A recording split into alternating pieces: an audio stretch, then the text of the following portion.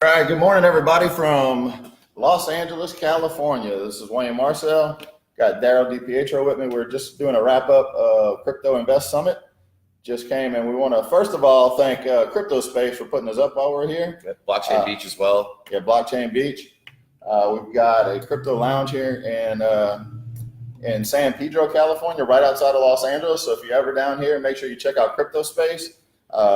Special thanks to Ernesto. Talking to Ernesto, looks like there's going to be a lot more crypto spaces coming. So just want to kind of talk real quick about what happened at Crypto Invest Summit. And if you take a look at my podcast, it's going to be coming out later today. I'll go a little bit more in depth on the speakers, what happened, what we heard. But really, everybody needs to pay attention to what's going on in this space, right? So cryptocurrency is more than just an investment. It's more than just about money. It's about revolutionizing a lot of things. So the first day of the event, we heard from Steve Wozniak, co-founder of Apple. Pretty impressive. Steve is a visionary. He is a programmer at heart, and he talks about how Apple was so successful because they developed platforms. And those platforms that make it easy for people to transition to the technology. And that's really what he challenged a lot of people in the room on day one is if you're a tech company developing blockchain and cryptocurrency solutions, it needs to solve a problem. If you're on the blockchain because it sounds cool, then you're wasting your time. But there's a lot of problems that cryptocurrency and blockchain solve in the world today. So that was very exciting to see Steve Wozniak excited about crypto. He's bought and sold Bitcoin in the past. He's definitely a proponent of what's going on. And then also day two, the highlight of day two was meeting Tim Draper. What do you think about Tim Draper? Yeah, no, that was really cool. I ended up being the first person in line for the book. By design, I went to go kind of disappear and check emails and was like, oh, Wayne wants a book. I might as well wait in line. And it ended up being a great networking opportunity. Got to meet Tim Draper. I know that some people are a little bit more impressed by that. For me, it's just another name in the space. But I think it's really cool that we're able to get these pseudo-celebrities in this industry excited about stuff. And that's how you build mass adoption. I mean, guys like us, we build our following, but guys like them have a following. And so if you have that dial-in audience, then you're able to accomplish a lot faster. So networking with him, and I know Ken also networked with him pretty solidly, will allow us as an industry to grow and get stronger.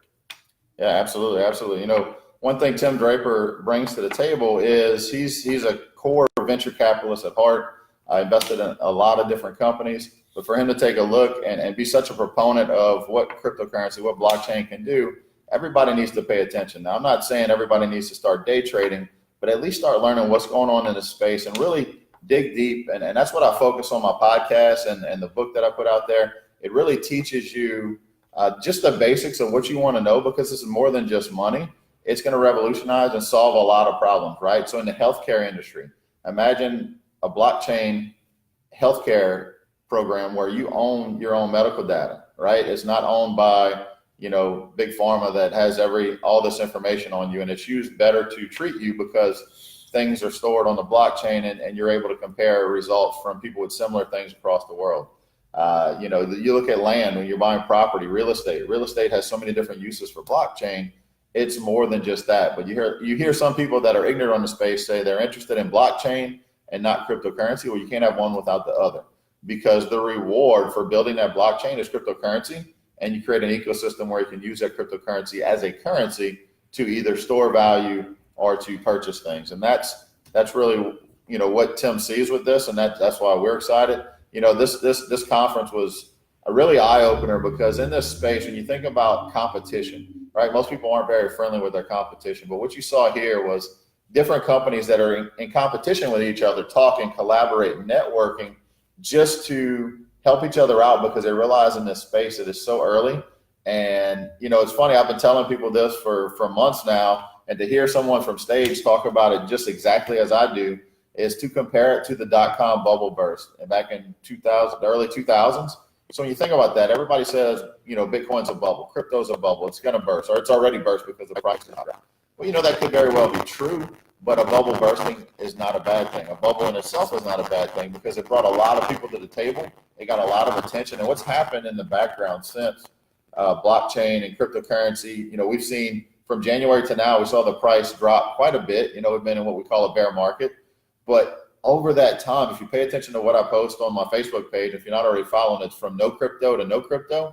from NO to KNOW. So if you follow that page, I post news articles that are relevant that show all the infrastructure that big companies are putting in. Now, I'm talking like ICE, the company that owns the New York Stock Exchange. I'm talking about Fidelity. You look at all these different companies, many colleges, Harvard, Yale, Dartmouth, that all have endowment funds invested in cryptocurrency. Why are they doing that? And it's because they see where this thing is going. And you think about what happened after the dot-com bubble burst. There was a lot of companies that went away. And I'll be honest, there's going to be a lot of cryptocurrencies that are going to go away because some of them don't have. 100%. There's some of them, yeah, they don't have a use case, right? Yep. So here's the deal with cryptocurrency and the bubble that's going on right now.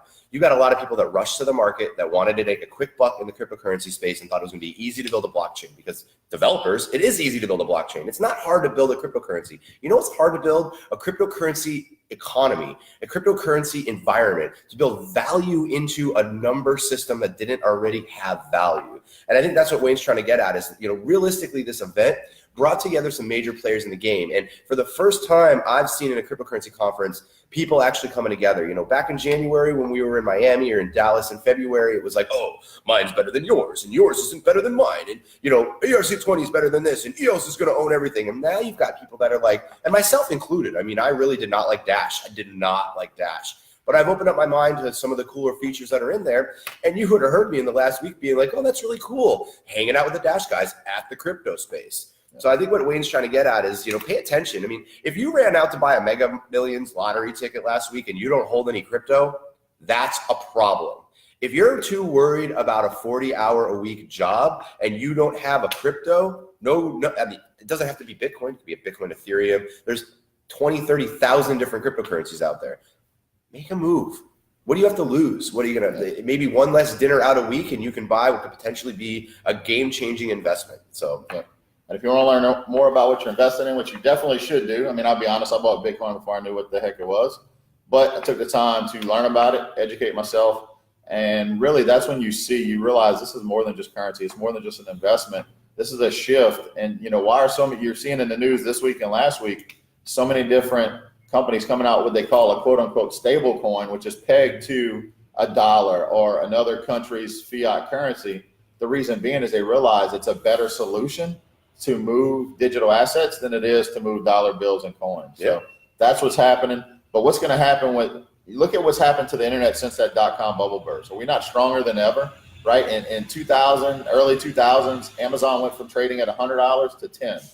90% loss. Where's Amazon? Unicorn. Remember that. Yeah. That's a unicorn. Where's and everybody Amazon laughed them out of the industry, and same thing with Apple. Remember that article that came out in '97 with the demise of Apple? The death of an icon. The death of an icon. And, now they're what, $1 trillion company? Yep, $1 trillion company. So pay attention to what's going on, learn about it. We're going to do a video later, last video from Crypto Space before we get on the road.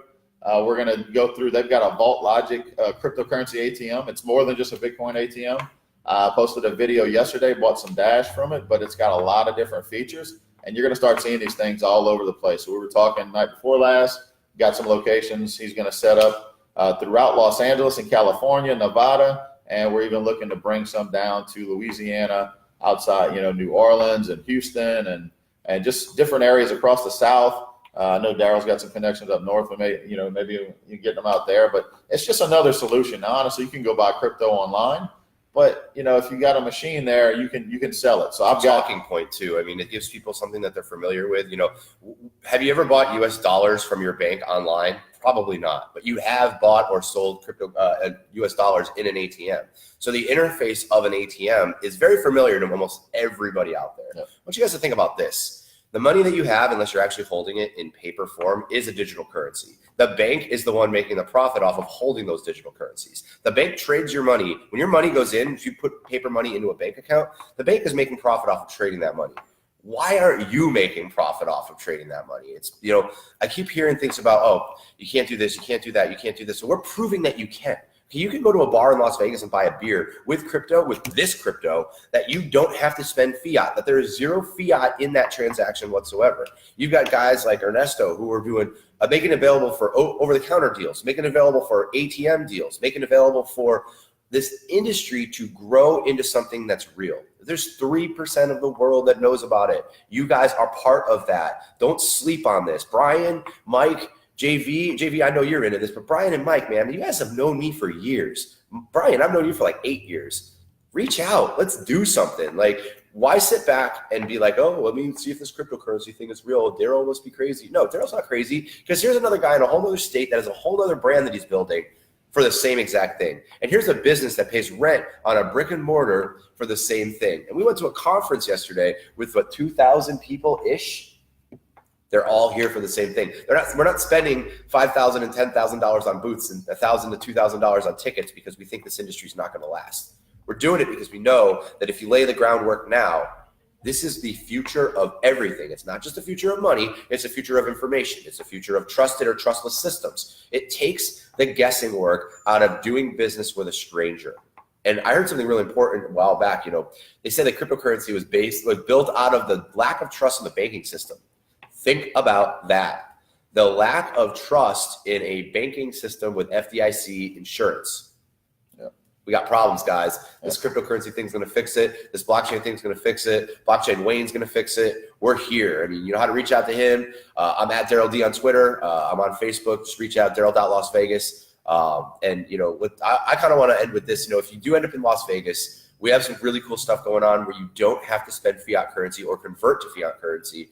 And that's important because there's a lot of scammers out there that say they have this, oh, you can spend Bitcoin with us. You can spend Bitcoin with us. But realistically, they're charging you 25% to broker that deal in fiat back to the venue. That's not us. We don't do a fiat broker back. We do cryptocurrency directly to the venue for the item without a fiat exchange. And that's important because that's changing how business is done. So just, like I said, pay attention to what's going on. Things are happening. Yep.